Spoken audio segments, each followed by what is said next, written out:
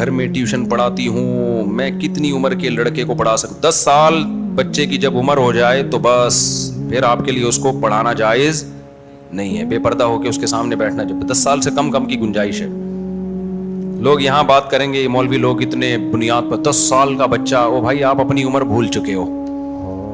انسان جب 10 سال کا ہوتا ہے نا اس میں بھرپور خواہشات پیدا ہو چکی, بالغ نہیں ہوتا وہ, لیکن خواہشات بھرپور طریقے سے پیدا ہو چکی ہوتی ہیں. اور اسی عمر میں لڑکے بگڑتے ہیں 9-10 سال کی عمر میں, جن کو ہومو سیکسولیٹی کی عادت پڑتی ہے, محرم رشتوں سے سیکس کی عادت پڑتی ہے, اور زنا کی طرف جاتے ہیں. ماں باپ کی طرف سے روک ٹوک نہیں ہوتی, احتیاطیں نہیں ہوتی. تو جس کی بھی آپ ہسٹری میں جاؤ گے نا وہ بتائے گا کہ میں 9-10 سال کی عمر میں بگڑنا شروع ہوا تھا.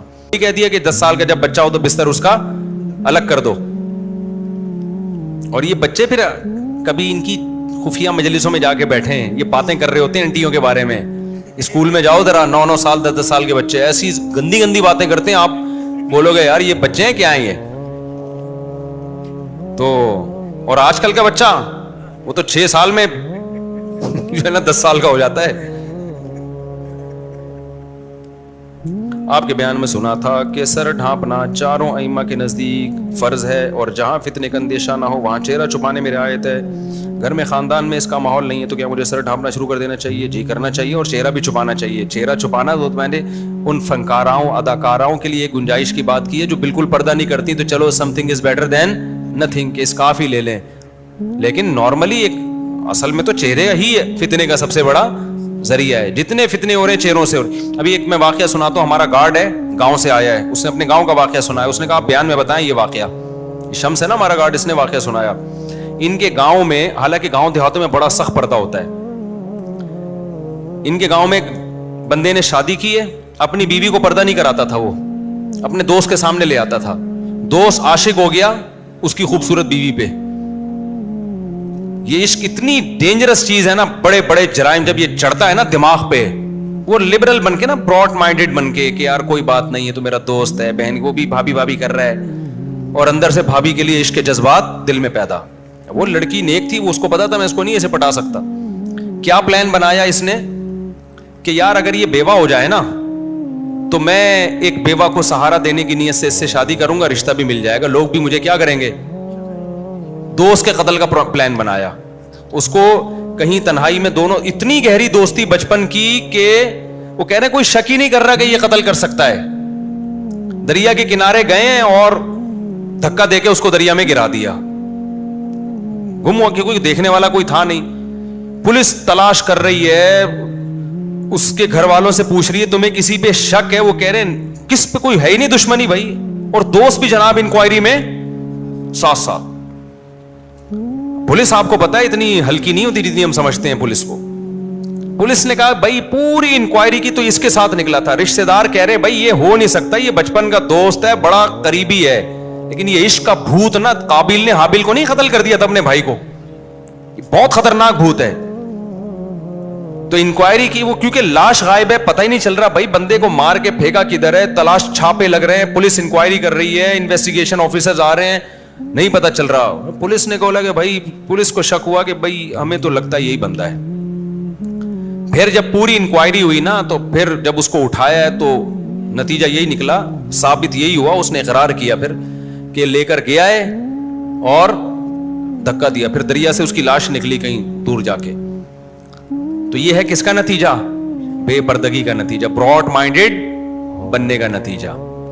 تو اس کا پتا چلا جی اس کو عشق ہو گیا تھا, وہ آ کے بیٹھتی تھی, ہنس کے باتیں ہوتی تھی, وہ اتنا پاگل ہو گیا اس کے اوپر. تو اس کے خیال آیا کہ یار اس کو کسی طرح ختم کرو, بیوہ سے شادی ہوگی, لوگ بھی تعریف کریں گے, اور دوست کی بیوہ سے دوستی شادی کر سکتا ہے بھائی.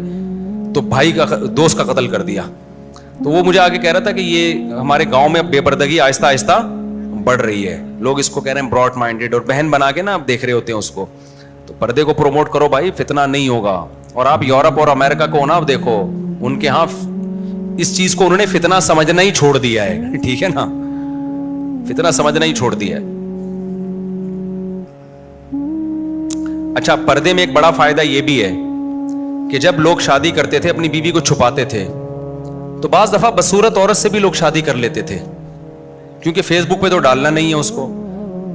صحیح ہے نا, दुनिया को दिखाना नहीं है, आपका दिल किसी पे आ गया, बाज़ दफा वो अट्रैक्टिव दूसरों के लिए नहीं होती, आपके लिए होती है। वो किसी बेवा पे दिल आ गया, किसी भारी भरकम औरत पे, ये होता है, ये मर्द के साथ होता है, ये कोई और मसलहत है।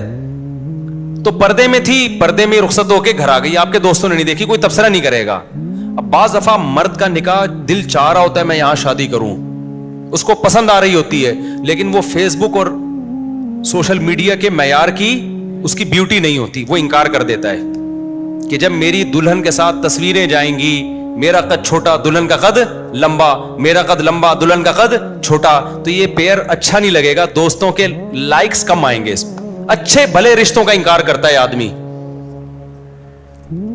तो पर्दे में अल्लाह ने औरत का बड़ा फायदा रखा है। भाई तेरी बीवी तुझे पसंद है, तू क्यों दोस्तों को दिखा रहा है?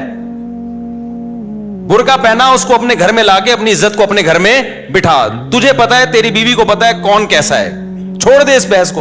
और बाप वगैरह जो है ना, जिनसे पर्दा नहीं है औरत का ससुर से, उनको इसमें दिलचस्पी नहीं होती ज्यादा।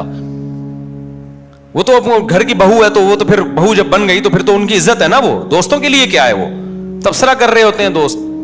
तो इसलिए भाई ये पर्दे में अल्लाह ने औरत का भी फायदा रखा है, मर्द का भी फायदा रखा है, आपकी बेटियों का भी फायदा है। आपकी बच्चियों में सारी थोड़ी खूबसूरत होंगी, लेकिन जब आपकी बच्ची से कोई शादी करके उसको फेसबुक पे डालेगा, आपको पता है, तो फिर वो आपकी बच्ची अगर थोड़ी सी भी शक्ल दबी हुई है, वो उससे शादी नहीं करेगा, क्योंकि दोस्त पूछेंगे हमारी वाली देख ली, अपनी वाली क्यों नहीं दिखा रहा? तो वो कहेगा यार वो दिखाने के काबिल नहीं है। ठीक है ना, मुझे पता है लोगों, हमारे 2007 में एक दोस्त ने शादी की, किसी को पता नहीं होगा किसकी बात कर रहा हूं, उनको भी नहीं पता चलेगा। तो शादी जब हुई है ना, तो वो अपनी बीवी की दुनिया को दिखा रहे हैं ना दोस्तों को, क्योंकि सब दोस्तों ने दिखाई है, वो भी दिखा रहे हैं, वो शक्ल अच्छी नहीं थी उसकी। तो उसके सामने तो लड़के कह रहे हैं अबे वाह माशाल्लाह भाभी बड़ी प्यारी है, मैंने नहीं देखी, मुझे आके कहने लगे वो दोस्त बिल्कुल मुफ्ती साहब किसी काम की नहीं है, पता नहीं किससे किसको उठा के ले आया, अपनी बीवी की बेइज्जती करा रहा है कि नहीं करा रहा। हालांकि वो बंदा खुश है, तो भाई जब वो खुश है तो जैसी ये शक्ल वो खुश है तो आप भी खुश हो जाओ, लेकिन आपने तो दिखाई इस नीयत से कि आप बोले माशाल्लाह कितनी प्यारी भाभी है, तो उसके सामने तो कह रहे हैं, पीठ पीछे मेरे सामने आके कह रहे हैं साहब पता नहीं क्या उठा के ले आया है।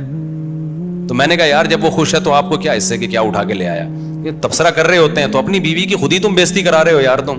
तो कल्चर यही होना चाहिए, आपकी बीवी आपके घर की चार दीवारी, उसको फेसबुक पे मत डालो, लोगों को तबसरे मत करवाओ, ठीक है ना, क्योंकि सारी औरतें खूबसूरत नहीं होती, अल्लाह ने पैदा ही नहीं की है ना, मेजॉरिटी तो दरमियानी शक्ल की होती है और बहुत सारी बसूरत भी होती है, वो बेचारी क्या करेंगी। आप फेसबुक पे नहीं डालेंगे, लोग कहेंगे लगता है कोई दाल में काला काला है, बड़ा दीनी मजहबी बन गया। आप फेसबुक पे डालेंगे तो वही होगा, मेरे पास आके बोलेंगे वो साहब क्या ले आया उठा के, तो क्यों बेइज्जती करवा रहे हो अपनी भी अपने घर वालों की भी। तो बेहतर है ना कि अभी से आप बोलो भाई हम अपनी घर की औरतों को दिखाते ही नहीं, हमारे